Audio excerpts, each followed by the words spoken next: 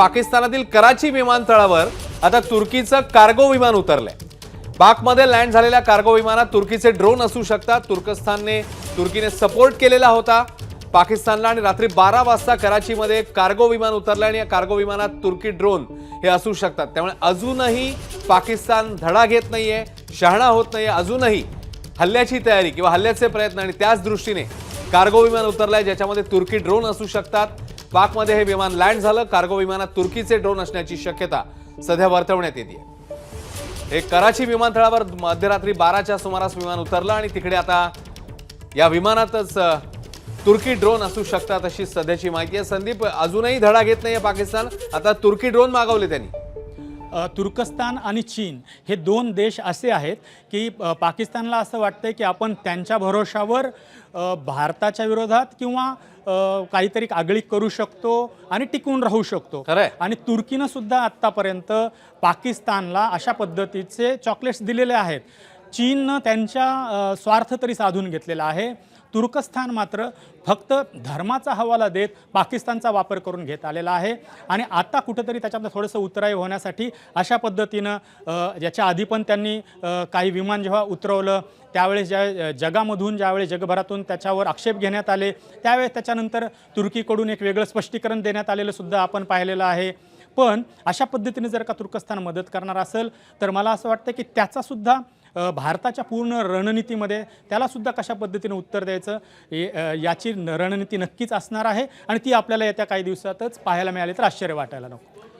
खरं संदीप, त्यामुळे एकीकडे आंतरराष्ट्रीय स्तरावर ज्या पद्धतीने भारताने वातावरण निर्मिती केलेली आहे, एक प्रकारे दबाव वाढवलेला आणि त्याच्यातच आता जर पाकिस्तानच्या अशा कारवायांना जर एखादा देश समर्थन करत असेल तर त्या देशाविरोधात देखील आवाज उठवण्याच्या दृष्टीने किंवा आंतरराष्ट्रीय मत बनवण्याच्या दृष्टीने भारत कशा प्रकारे येणाऱ्या काळामध्ये पावलं टाकतो पाहणं महत्त्वाचं असेल। त्यामुळे या घडीची मोठी अपडेट आहे, तुर्कीचे ड्रोन कदाचित आता पाकिस्तानने मागवलेत, कारण कार्गो विमान जे आहे ते उतरलेलं होतं 12च्या सुमारास आणि त्यामध्ये तुर्की ड्रोन असू शकतात अशी सध्याची माहिती आहे। त्यामुळे पाकिस्तानच्या कुरघोड्या, पाकिस्तानच्या उचापती अजूनही कमी होत नाहीयेत। इतक्या पद्धतीने भारताने त्यांना नामोहरम केलंय, मग जमीन मार्गे असेल, हवाई मार्गे असेल किंवा नौदलाने केलेला काउंटर अटॅक असेल, पण तरीही पाकिस्तान यातून धडा घेत नाहीये, शहाणा होत नाहीये आणि अजूनही त्यांना भारताशी दोन हात करण्याचे प्रयत्न त्यांचे बघायला मिळतात। कार्गो विमानात तुर्कीचे ड्रोन असू शकतात। पाकमध्ये 12 वाजण्याच्या सुमारास म्हणजे साधारण 2 तासापूर्वी विमान लँड झालं ज्याच्यामध्ये तुर्कीचे ड्रोन असण्याची शक्यता वर्तवण्यात येते। तुर्कीने पाकिस्तानला समर्थन केलेलं होतं, जसं आता संदीप रामदासी यांनी देखील सांगितलं। चीन आणि तुर्की हे दोघांनीही पाकिस्तानला सपोर्ट केलेला वेळोवेळी बघायला मिळालेला आणि आता त्याच तुर्कीचं कार्गो विमान उतरलं ज्याच्यामध्ये ड्रोन असू शकतात अशी सध्याची माहिती आहे। त्यामुळे एकीकडे नामोहरम होत असताना, एकीकडे प्रत्येक आघाड्यांवर सपशेलपणे अपयशी ठरत असताना देखील पाकिस्तान अजूनही कुरघोडीच्याच प्रयत्नात, एकीकडे दहशतवादी घुसवण्याचे प्रयत्न तर दुसरीकडे पुन्हा एकदा कार्गो विमानातून अशा प्रकारे ड्रोन मागवून पुन्हा एकदा हल्ल्याचे प्रयत्न, अशाच स्थितीत सध्या पाकिस्तान दिसतोय। पाकमध्ये कार्गो विमान लँड झालं आणि ज्याच्यामध्ये कदाचित तुर्की ड्रोन असू शकतात अशी सध्याची माहिती आहे। रात्री 12 वाजण्याच्या सुमारास हे ड्रोन हे तुर्की घेऊन आलेलं आहे किंवा तुर्कीने पाठवलेले आहेत अशी सध्याची माहिती समोर येते। मात्र पाकिस्तानच्या प्रत्येक पावलाला, प्रत्येक प्रयत्नाला भारताने चोख असं प्रत्युत्तर दिलंय, सडेतोड उत्तर दिलेलं आहे, तरी देखील पुन्हा पुन्हा कुरघोडी करण्याचे प्रयत्न, घुसखोरी करण्याचे प्रयत्न हे पाकिस्तानकडनं सुरूच आहे। तर भारताने पाकिस्तानची 2 चीनी JF-17 ही लढाऊ विमानं पाडलेली आहेत। पाकिस्तानी लष्करी अधिकाऱ्यांनी ती कबूल देखील केलंय। त्यामुळे आता यापेक्षा मोठी गोष्ट काय हवी, जर पाकिस्तानी लष्करी अधिकारीच कबूल करतायत की होय आमची 2 विमानं भारताने पाडली आहेत, तर हा पाकिस्तानला मोठा झटका आहे। तिकडे सत्वारी, सांबा, आरएसपुरामध्ये देखील मिसाईल हल्ल्याचा प्रयत्न पाकने केलेला होता, तो देखील भारताने सपशेलपणे हाणून पाडलेला आहे। तर भारताने पाकिस्तानच्या 16 शहरांवर मग काउंटर अटॅक, जोरदार प्रतिहल्ला केला ज्याच्यामुळे पाकिस्तानवर काय वेळ ओढवली तर अनेक शहरांमध्ये ब्लॅकआउट करावा लागला, ब्लॅकआउटची नामुष्की आली। जम्मूच्या सांबा सेक्टरमध्ये LOCवर पाककडनं जोरदार गोळीबार झाला, तिथे देखील BSFने जोरदार प्रत्युत्तर दिलं। त्यामुळे इकडे देखील ज्या पद्धतीने आपण बघितलेलं होतं, एअर स्ट्राईक असेल, नौदलाची कारवाई असेल आणि तिकडे देखील LOCवर गोळीबार असेल। स्फोटांच्या मालिकांनी इस्लामाबाद देखील हादरला, इस्लामाबाद राजधानी शहर, तिकडे देखील स्फोटांच्या कांठळ्या बसवणारे आवाज आणि त्यामुळे ब्लॅकआउटची नामुष्की ही पाकिस्तानवर आली, कारण स्फोटांच्या मालिकांनी इस्लामाबाद हादरलेलं बघायला मिळालं।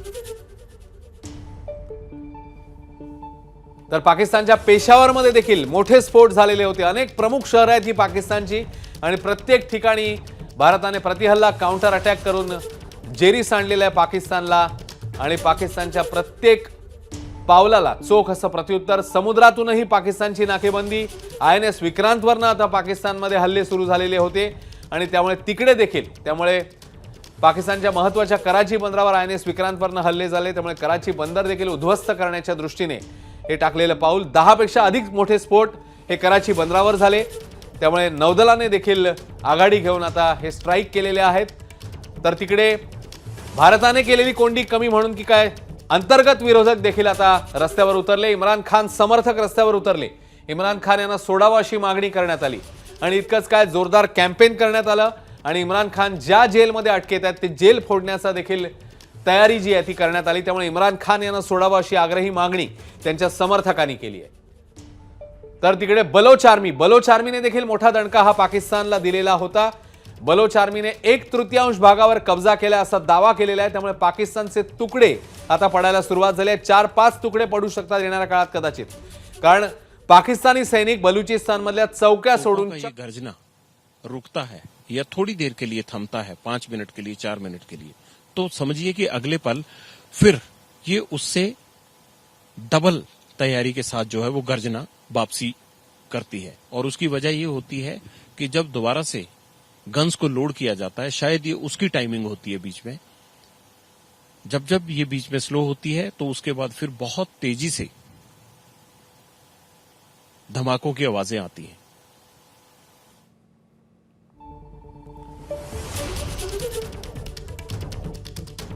तर भारताने नौदल, भूदल, हवाई दल सगळीकडून केलेली पाकिस्तानची कोंडी, त्यानंतर ज्या पद्धतीने पाकिस्तान फ्रंटियर कोरच्या हेडक्वार्टरवर देखील भारताने हल्ला केला आणि भारताच्या लष्करी तळांना देखील आता उद्ध्वस्त करण्याच्या दृष्टीने पावलं टाकली.